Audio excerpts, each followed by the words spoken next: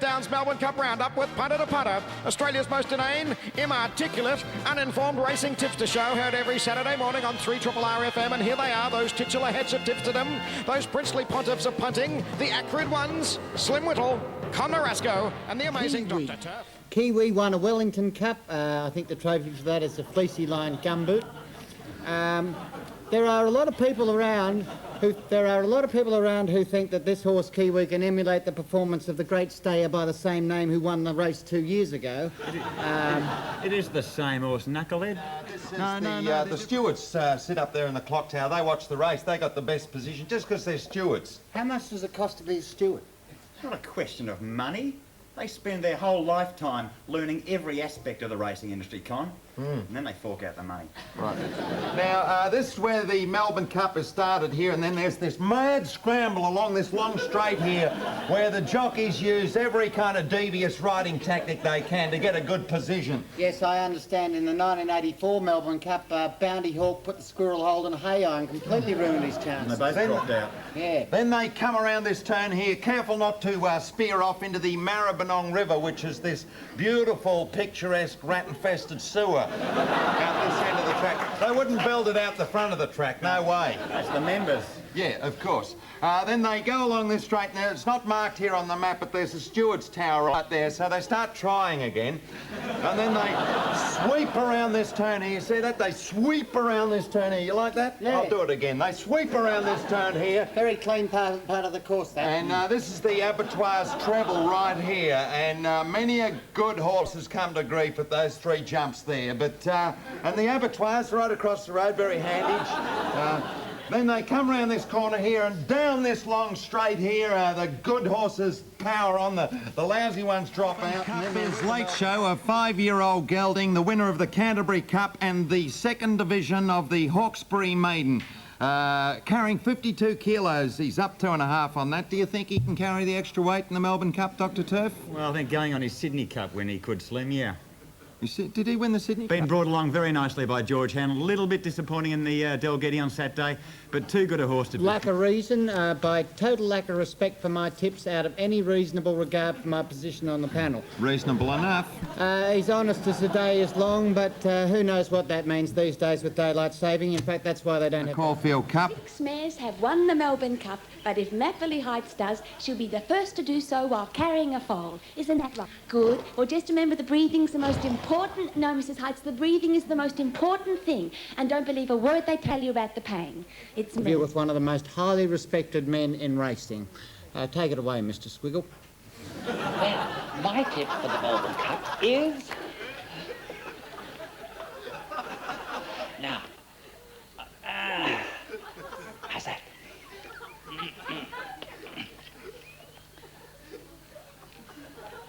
Fox seal. Thank you very much, Mr. Squiggle. Thank you, Mr. Squiggle. Must have Very lunch, nice. son. Actually, Mr. Squiggle used to work for Waterhouse as a penciler, I believe.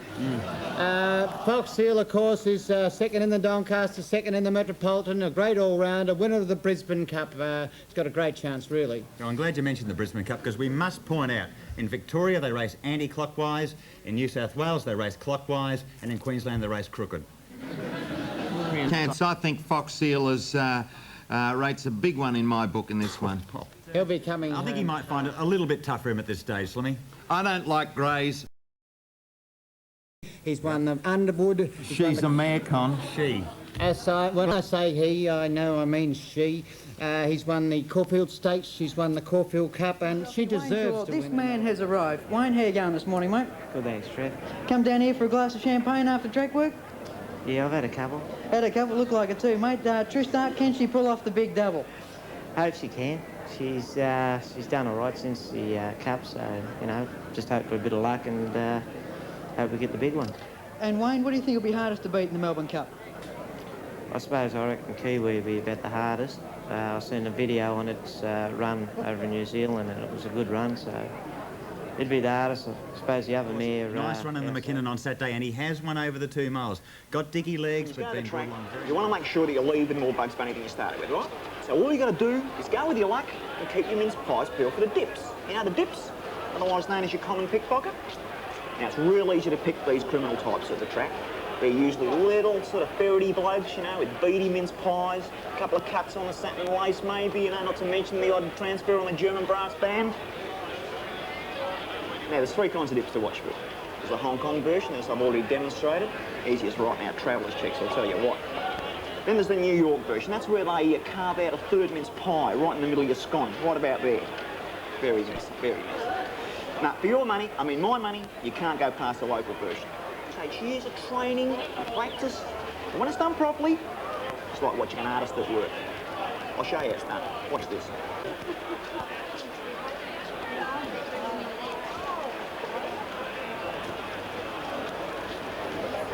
Excuse me, old diamond. You dropped your wallet, mate. Oh, thanks, mate. Good on you. No worries. Nice to be nice. Well, who needs a chatty old wallet and a driving licence with some other pineapple's head on it anyway, eh? Honesty is the best policy in this day. Last race already? Well, I better hit the toe now over to the car park and pick up near and far before the filth lob. Now where's my bloody car key? Here we go.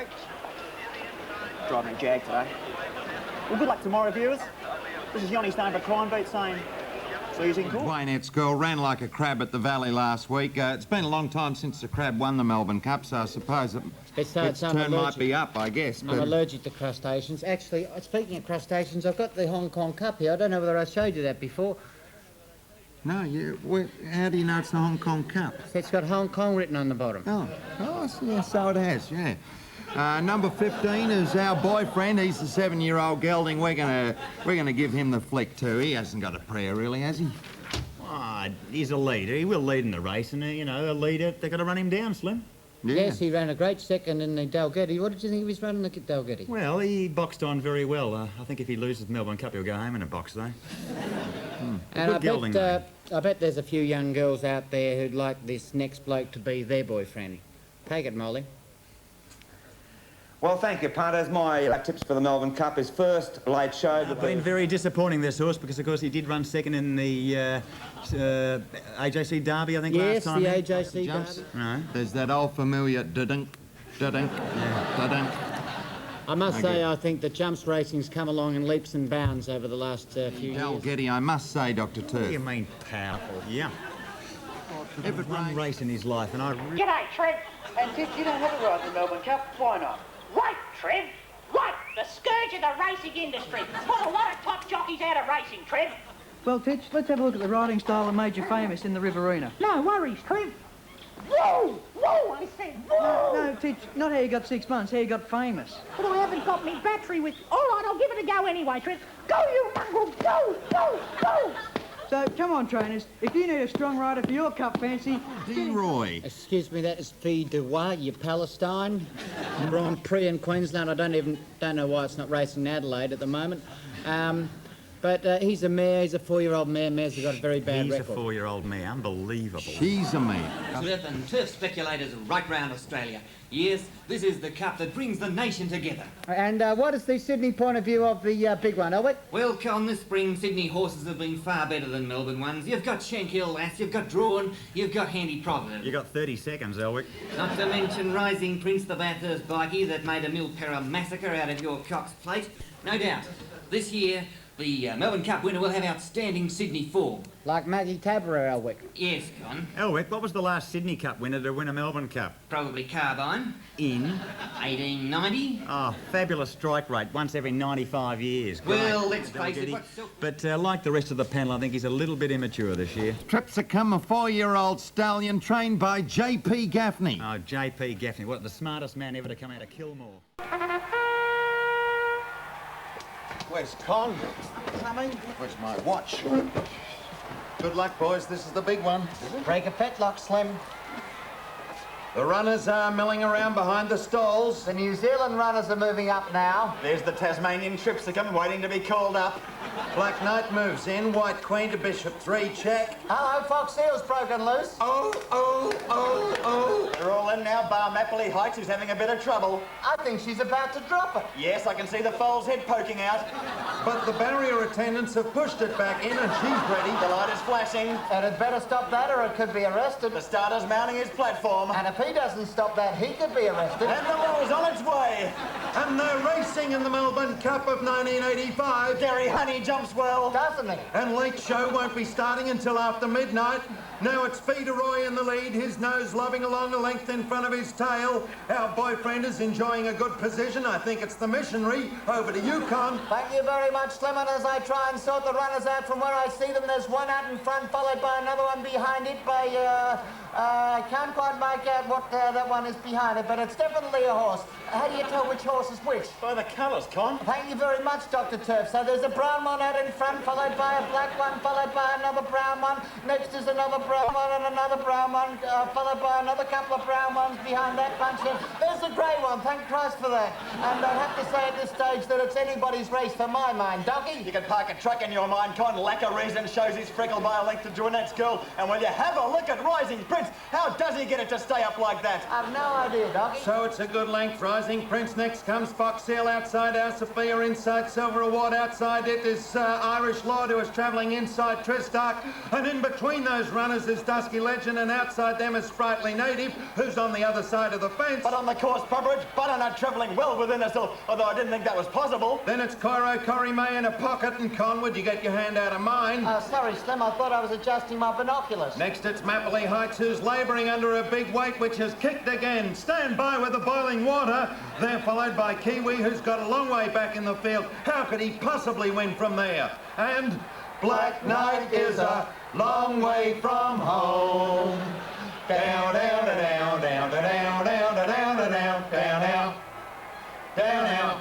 And as they cross the finishing line for the first time, it's Feeder Wars Cup. Oh, I don't believe it. What a boil over. Feeder Wars won the cup and he's knocked 2 minutes off the record. Oh, Con, you brain ache, there's another lap to go. Oh. And as they wheel around the turn out of the straight for the bell lap in the 1985 Melbourne Cup, it's Feeder R showing the way. He's 20 lengths in front. No, make that 10. No, 3, he's gone. He's last. And I'm a Prince has lost his position. I don't think he should have accepted that free airline ticket. And look at the jockey on Sprightly Native. He's riding like a cowboy. Oh, he's got him hard held. My God, there's always got to be some clown that spoils it for everyone. Serves you right. Returning to the Melbourne Cup as we know it, and oh my God, there's a car on the track. There's 5 cars on the track. There's 20 cars on the track. There's a truck on the track. You're looking at Ballarat Road. The track's down there. Oh, thank you very much, Docky. So it's a brown one out in front of a black one, and what's pink with a blonde triangle? That's a streaker, Con. And as she heads off for the members, she leaps the fence like a seasoned jumper, but the police have got her now, and they're doing what was a magnificent spectacle. Taking up the running now, it's Mappley Heights, and will you have a look at this? She's thrown the jockey and she's dropping the foal. The foal is quickly into stride, but Mappley Heights has pinched a length on the foal. The foal cutting it down. It's Mappley Heights, the foal. But the foal's dropped out, and it's all Mappley Heights. And the race is on in earnest as Craig Din gets to work on Irish Lord. Funny, I thought he took the bus. And as they wheel around the turn into the straight, the runs are coming from everywhere. What did these horses have for breakfast? And here comes Tristark, the mighty midget mare. I think she's got the cup stubble all sewn up. But no, as Slim speaks, Rising Prince makes a liar of him. He's careering away. Oh, this is impressive. He's going to win by a streak. No, he's not. He's gone. He's given in like a brick balloon. Bad calling, Con. And now it's Kiwi winding up, and as they pass the clock tower, it's 3:10. But no, Kiwi's made his run too early. What a mongrel of a ride. Oh, do you mind, Noel Harris? So it's Black Knight, Rising Prince and Tristark fighting it out, and the rest of them are going up and down on the one spot, but it's Black Knight kicking clear. But Tristark goes with him. And Kiwi joining in down the outside. It's Tristark with the bib in front. But Black Knight fights back tenaciously. Kiwi comes again, what a run. But here comes Manicato from the clouds. And as they cross the line in the Melbourne Cup of 1985, it's Our Sophia's Melbourne Cup, which is Dr. Ter's brilliant selection. Second is Tristark, slim selection. And completing the Punter trifecta, it's Con Smoky Butternut. Next is a brown one, followed by a grey one, then another brown one, some more brown ones, a few black ones, and what's wide with the Red Cross? The ambulance, Con. And the ambulance has run a bad last in the Melbourne Cup of 1980.